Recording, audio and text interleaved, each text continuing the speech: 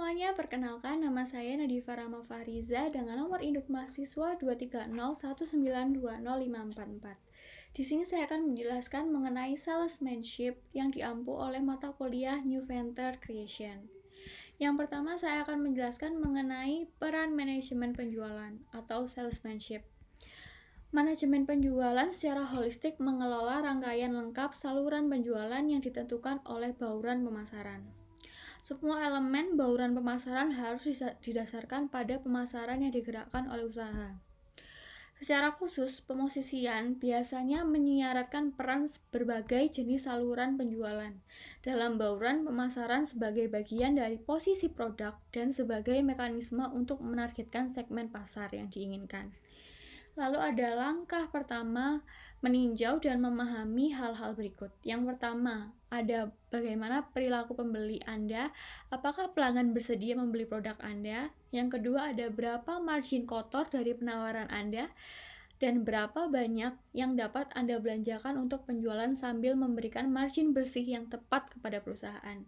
Yang ketiga, ada berapa lama siklus penjualan yang diharapkan. Yang keempat, ada seberapa rumit proses penjualannya. Lalu terdapat pula jenis tenaga penjualan. Jenis tenaga penjualan yaitu pendekatan pasar untuk membawa produk Anda ke pengguna akhir. Itu yang pertama. Terdapat langsung, tidak langsung, reseller, distributor, dan pengecer. Lalu pengecer nilai tambah atau VAR atau agen pialang perwakilan, sering disebut juga sebagai agen kontrak. Lalu ada pula yang langsung ke pengguna akhir. Model penjualan langsung ke pengguna akhir dimiliki atau diarahkan oleh perusahaan untuk menjual produk perusahaan kepada entitas yang akan menggunakan produk tersebut. Saya ambil contoh dari Dell. Mengapa Dell? Karena produk mereka hanya dapat dibeli melalui Dell melalui berbagai media, termasuk online, telepon, secara langsung, dan bahkan di lokasi mitra Dell. Lalu saya mengambil pula dari distributor dan pengecer. Perusahaan ini menjual kembali produk Anda dalam keadaan saat ini yang dipakai oleh pengguna akhir.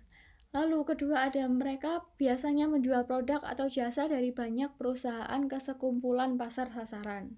Lalu mereka membeli produk atau layanan dari pengusaha dan menjualnya kembali kepada pelanggan atau menjaga margin antara biaya dan harga. Lalu saya akan menjelaskan pula mengenai pengecer nilai tambah atau VAR. VAR ini menyediakan bentuk distribusi selektif di mana mereka menggabungkan penawaran Anda dengan produk dan layanan tambahan, meningkatkan nilai keseluruhan yang dirasakan oleh pelanggan dan dari penawaran tersebut. Kelebihan dan kekurangan channel ini sama dengan reseller atau distributor. Lalu ada agen, pialang, dan perwakilan. Agen, pialang, dan perwakilan adalah perusahaan atau individu independen yang menjual penawaran produk atas nama perusahaan Anda. Biasanya melakukan atas dasar komisi dan menanggung semua biaya penjualan mereka sendiri.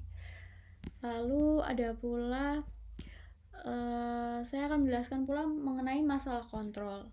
Masalah kontrol di sini adalah memilih tenaga penjualan Anda. Metode kompensasi berkaitan dengan kemampuan untuk mengontrol tenaga penjual. Jika staf penjualan Anda mendapatkan komisi langsung dengan gaji pokok yang rendah atau tidak ada, mereka juga tidak akan mudah dikendalikan. Rep sulit untuk dikendalikan karena dia memiliki banyak master. Kontrol penting tergantung pada posisi produk dan peran yang tepat dari tenaga penjualan. Lalu ada ukuran, penerapan, dan organisasi tenaga penjualan. Ukuran dan di sini yang dimaksud dengan ukuran dan penerapan tenaga penjualan sangat penting. Lalu ada penerapan dengan ukuran tenaga penjualan terbatas. Yang terakhir adalah organisasi tenaga penjualan dan biaya perjalanan. Kompensasi di sini yaitu insentif yang sesuai, insentif versus kontrol versus horizon waktu, kompensasi untuk pelanggan baru versus pelanggan lama. Lalu ada pula strategi perekrutan, pelatihan, dan retensi. Faktor utama yang harus dicari dalam perwakilan penjualan yang sukses yaitu mendorong, senang belajar, berorientasi pada solusi, dan orang positif yang disukai orang lain. Di sini dapat disimpulkan bahwa salesmanship adalah bagian penting untuk memulai dan mengembangkan bisnis. Salesmanship memiliki hubungan yang kuat dengan arus kas perusahaan. Berikut saya sampaikan mengenai salesmanship. Semoga dapat diterapkan dengan baik. Selamat menjalani hari Anda. Terima kasih.